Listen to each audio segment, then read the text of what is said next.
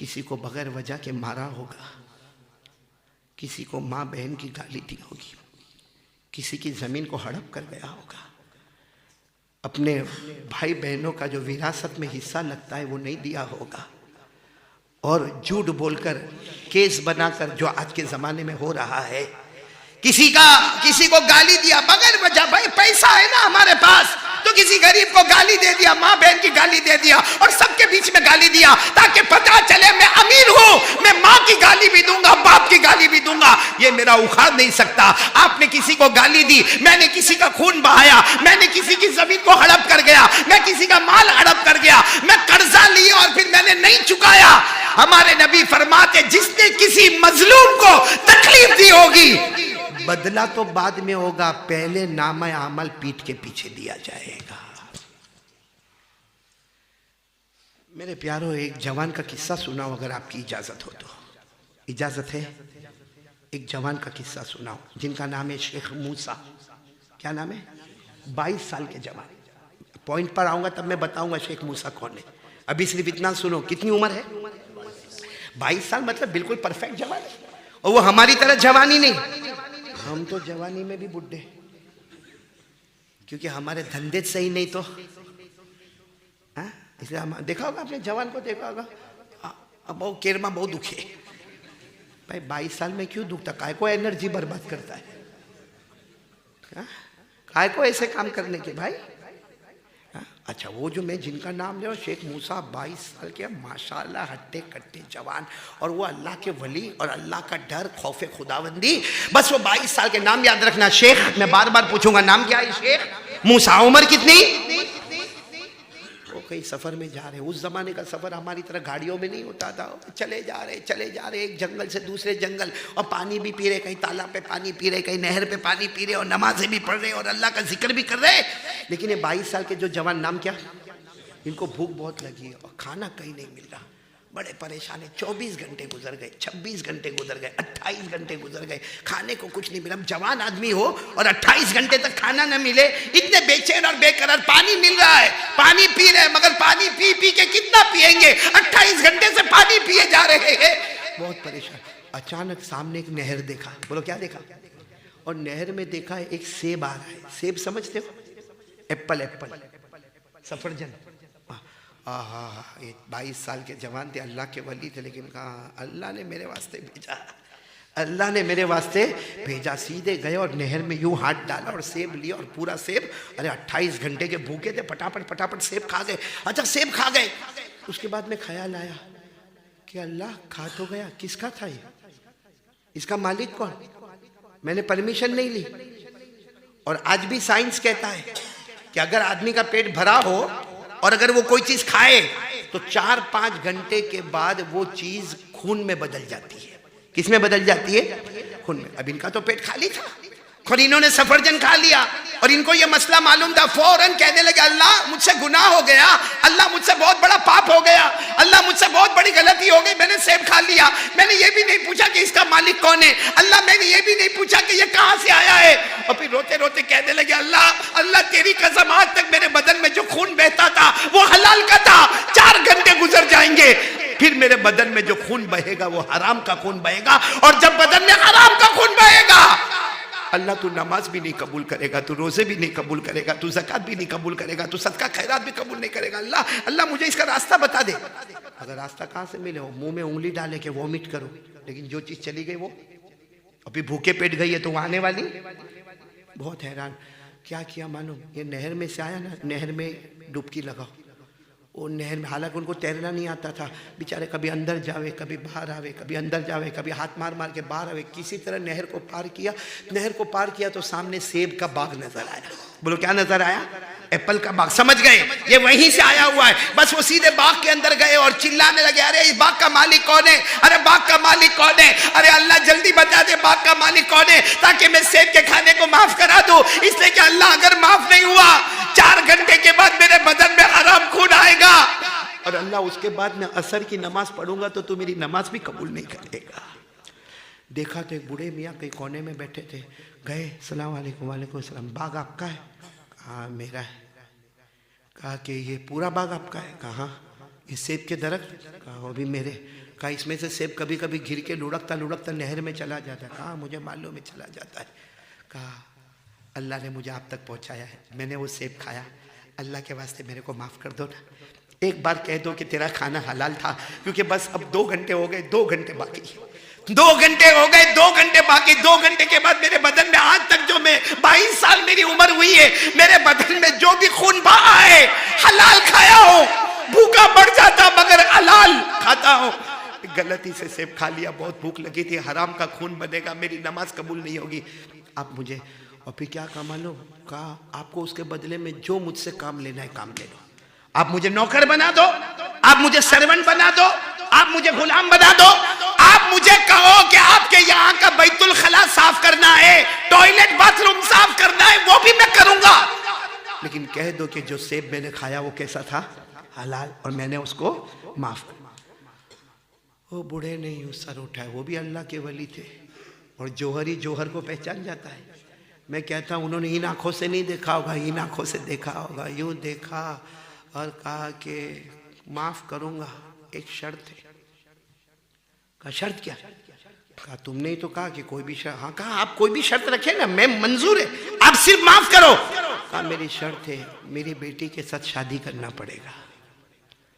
अब अनजान लड़की से शादी करने का, आज का जोगवाड़ वाला करे, उसको बोले कि बिहार में खे, तू यहां से हाँ बोल, बोलेगा जोगवाड़ वाला? अगर ना पहले मालूम तो पड़े कि गोरी है कि काली है, लंबी है कि बटकी है, हाँ, दुबली है कि मोटी है, बोलो ना। कोई भी नहीं करे तो ये भी चौके। शेख मूसा, क्या नाम था, 22 साल के, माशाल्लाह इतने खूबसूरत जवान थे, कहने लगे ओ अल्लाह के वली, मैं आपकी लड़की से शादी करूं, अनजान लड़की से शादी करूं? तो बूढ़े ने कहा मत करो, सेब माफ नहीं करूंगा और हराम खून बनेगा भी। तो कहा मंजूर है, कर लूंगा शादी। जैसे मंजूर क्या कहा, अभी बात पूरी नहीं हुई है। कहा क्यों? कहा लड़की अंधी है, मेरी लड़की का नाम फातिमा है, वो अंधी है। फिर थोड़ी देर के बाद कहा वो बहरी है, फिर कहा गूंगी है, फिर कहा हाथों से लूली है, पाँव से लंगड़ी है। तो शेख मूसा ने कहा बस कि और कुछ बाकी है? सारे ऐप तो गिनवा दिए। अनजान लड़की से शादी करने को मैं तैयार हूं, आप पहले कह देते ना। अभी आप कह रहे हो कि वो अंधी भी है, वो बहरी भी है, वो गूंगी भी है, वो लूली भी है, वो लंगड़ी भी है। तो बूढ़े मियाँ ने कहा बिल्कुल डिसेबल है, करना है शादी? तो फिर सोचने लगे, कहा नहीं करना, कोई बात नहीं, जाओ, सेब माफ नहीं करूंगा। इन्होंने कहा वो भी मंजूर है। बोलो सुभान अल्लाह। कैसा आदमी न लड़की देखे, फौरन उन्होंने, वो बूढ़े मियाँ ने वकील बुलाए, खुद वकील बन गए, 2-4 गवाह बुलाए और लड़की से इजाज़त ले ली, निकाह हो गए। कहा आप चलो मेरे साथ में। अब रात को ले गए, बाग के बाद ले गए तो वहाँ उनके बहुत सारे मकान नज़र आए। उसमें से एक मकान में कहा जाओ तुम्हारी बीवी अंदर बैठी है, जाओ चले जाओ। अब ये अंदर जाते जाते भी आँखों में, हाँ, आज तक ऐसी सुहागरात वाला कोई दूल्हा नहीं गया होगा, क्योंकि सुहागरात में जा रहे हैं और रोते रोते जा रहे हैं। लेकिन इन्होंने सोचा कि चलो जाना तो है, अब तो जो है बर्दाश्त करना है, लेकिन एंटर होवे तो सलाम तो करने का ना। मेरे को ये बताओ, घर में जावे तो सलाम करने का कि नहीं? हम लोग करते। हमारे जवानों को देखो, घर में एंटर होता है ना, धाड़ से दरवाजा खोलेगा और अंदर जाने के बाद अम्मी अब्बा, कब आया? बस अभी आया। तो सलाम नहीं किया। सलाम की क्या जरूरत है, मैं ही तो घर में आता हूँ और कौन आता है? हालांकि कुरान में लिखा है सलाम कर। आपको मालूम है, सलाम करके घर में जाओ, हमारे नबी कहते हैं उस घर में रहमत आती है, मगफिरत आती है और 100 शहीदों का सवाब मिलता है। घर में जाओ तो सलाम करो। फ़इज़ा दख़लतुम बुयूतन फ़सल्लिमू अला अनफुसिकुम तहियतम मिन इंदिल्लाहि मुबारकतन तय्यिबा। अल्लाह तबारक व तआला फरमाते किसी के घर जाओ या अपने घर जाओ, बोलो क्या करना। बल्कि हदीस और कुरान में तो यहाँ तक हुक्म है कि अगर तुम्हारे घर में तुम अकेले रहते हो, ताला तुम ही खोलते हो, तो अंदर कोई है, ज्यादा से ज्यादा मामा हुए, बाकी कोई नहीं, यानी जिन्नात हुए, बाकी कोई नहीं, आप खुद ही ताला खोल रहे। हदीस में लिखा है तो भी सलाम कर। भाई अब किसको सलाम करो, घर में तो कोई है नहीं। हमारे नबी ने फरमाया नहीं अब भी सलाम करना, बस सलाम का तरीका बदल जाएगा। अगर घर में कोई है तो सलाम का तरीका है अस्सलामु अलैकुम व रहमतुल्लाहि व बरकातुहू। और अगर आप घर में ताला खुद खोल रहे हो, आपको मालूम है घर में कोई नहीं है, फिर भी सलाम करो अस्सलामु अलैना व अला इबादिल्लाहिस सालिहीन। बोलो अस्सलामु अलैना व अला इबादिल्लाहिस सालिहीन। यहाँ भी 100 शहीदों का सवाब नसीब हो जाएगा। तो अब वो कौन से जवान का वाक्य सुना रहा हूँ? उम्र कितनी? सुहाग रात, पहली रात। देखो कैसे करके हंसते हैं, बूढ़े बूढ़े भी हंस रहे, याद आता है और वापस आने वाला नहीं वो टाइम। एक बूढ़ा आदमी था, पेपर में एडवर्टाइज, 80 साल उम्र, एडवर्टाइज दिया, कोई नहीं रिश्तो करो ये तो हूं तैयार छू, यानी शादी करना हो। तो सामने वाले ने जवाब दिया, ओ बूढ़े मियां, ये रिश्ते की उम्र नहीं, फरिश्ते के इंतजार की उम्र है। अब सुहागरात का टाइम, कौन बोलो जवान? शेख अंदर गए, अस्सलामु अलैकुम, धीरे से क्या, क्योंकि मालूम था बहरी है, गूंगी है, अंधी है, धीरे से सलाम किया अस्सलामु अलैकुम। तो उनने पर्दे में से जवाब दिया वालेकुम अस्सलाम व रहमतुल्लाहि। भैया चौंके, फिर और थोड़ा करीब गए, कहते अल्लाह की कसम मुझे ऐसा लगा कोई जन्नत से हूर आके बैठ गई है, इतनी खूबसूरत। कहते मैं तो इसके सामने इतना खूबसूरत नहीं था, इतनी खूबसूरत। लेकिन कहते ना मैं गलत घर में आ गया, या वो बूढ़े मियाँ ने मुझे गलत घर में भेज दिया। फौरन बाहर निकले और जोर जोर से चिल्लाने लगे, वो बूढ़े मियाँ का नाम लेके चिल्लाने लगे, वो कहाँ है? अरे अब तो वो मेरे ससुर बन गए, वो कहाँ है? तो वो दौड़ते दौड़ते क्या हुआ? कहा मेरे पास दूसरा गुनाह मत कराओ, एक गुनाह हो गया, मेरे से गुनाह हो गया, मैंने सेब खा लिया, उसकी सजा भुगत रहा हूं, अब दूसरा गुनाह करा। कहा क्या गुनाह हुआ? कहा तुमने कहा था कि मेरी होने वाली बीवी वो अंधी होगी, वो बहरी होगी, वो गूंगी होगी, वो लूली होगी, लंगड़ी होगी। आपने मुझे गलत कमरे में भेज दिया, या मैं गलत कमरे में चला गया हूं। वो तो ऐसा लगता जैसे कोई जन्नत की हूर आके बैठी हुई हो। बूढ़े मियाँ ने कहा वही मेरी बेटी और वही तेरी बीवी है। बोलो सुभान अल्लाह। तो कहा आपने कहा अंधी है? अभी भी कहता हूं, क्योंकि मेरी बेटी की उम्र 20 साल है। 20 साल में इसने कभी आंखों से कोई गलत चीज को देखा नहीं, इसलिए वो अंधी है। 20 साल में कभी इसने कोई गलत बात को सुना नहीं, इसलिए वो बहरी है। 20 साल के अंदर कभी इसने गलत बोला नहीं, इसलिए वो गूंगी है। 20 साल से कोई गलत चीज को उठाया नहीं, इसलिए लूली है। और 20 साल में कभी गुनाह की तरफ कदम नहीं बढ़ाया, इसलिए वो लंगड़ी है। जिस्म के एतबार से बिल्कुल सही है, रूह के एतबार से वो अंधी भी है, वो लूली भी है, वो गूंगी भी है, वो बहरी भी है। जा। और फिर वो बूढ़े मियाँ ने जो जवाब दिया ना, कहा अरे तू पाकीज़ा है तो अल्लाह बीवी भी पाकीज़ा ही अता करता है। ये कुरान का दस्तूर है। कितनी मरतबा हम लोग बीवी को बोलते हैं ना शादी वादी करेगा मौलिक बात, और 4-8 साल के बाद बोलेगा फंसा ही गया, 4 बच्चे हो गए तब तक कम बखत नहीं फंसा। और फिर अपने दोस्तों के ना वो टाइम पे समझ में नहीं आया, तो क्या हुआ क्या, तो अपने बीवी का बताएगा वो ये करती है, वो ये करती है, वो ये। हालांकि कुरान क्या कहता है मालूम है? कुरान क्या कहता है? रिश्ते कहाँ तय होते हैं? और अल्लाह कहते तू खबीस होगा तो खबीसा दूंगा, तू तैयब होगा तो तैयबा दूंगा। भाई कुरान ने फरमाया अल खबीसातु लिल खबीसीन वल खबीसूना लिल खबीसात वत तय्यिबातु लित तय्यिबीन वत तय्यिबूना लित तय्यिबात। अल्लाह तबारक व तआला फरमाते मर्द तू पाकीज़ा होगा, तेरी होने वाली बीवी भी पाकीज़ा होगी। वो बूढ़े मियाँ ने कहा शेख मूसा जाओ, वो तुम्हारी बीवी है, अल्लाह ने तुम्हें तय्यब बनाया, मेरी बेटी फातिमा को तय्यबा बनाया।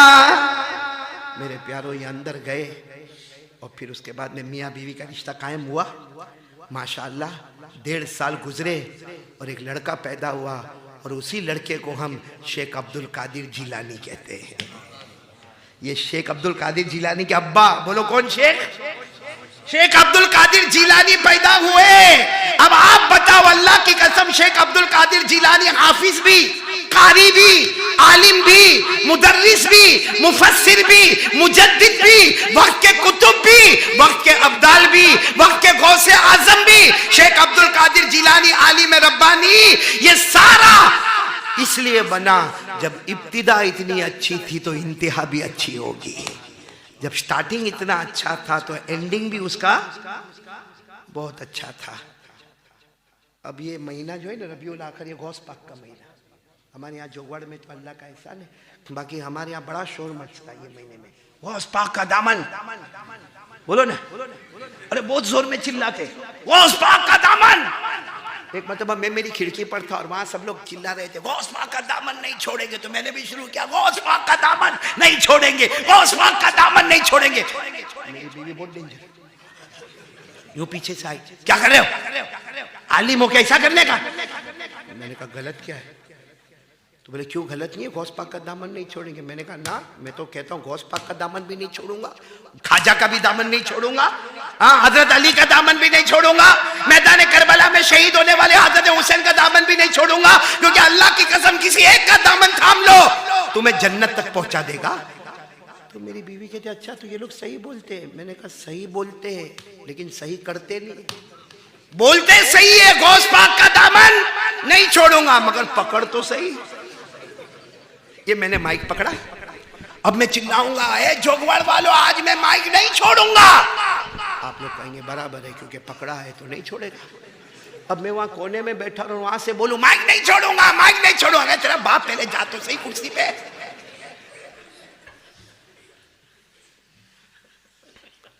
और एक बात मैं आपको बताऊं, ये महीना किनका है, बहुत बड़े अल्लाह के वली, बोलो कौन? आलिम फैज़े सुबहानी, पीराने पीर।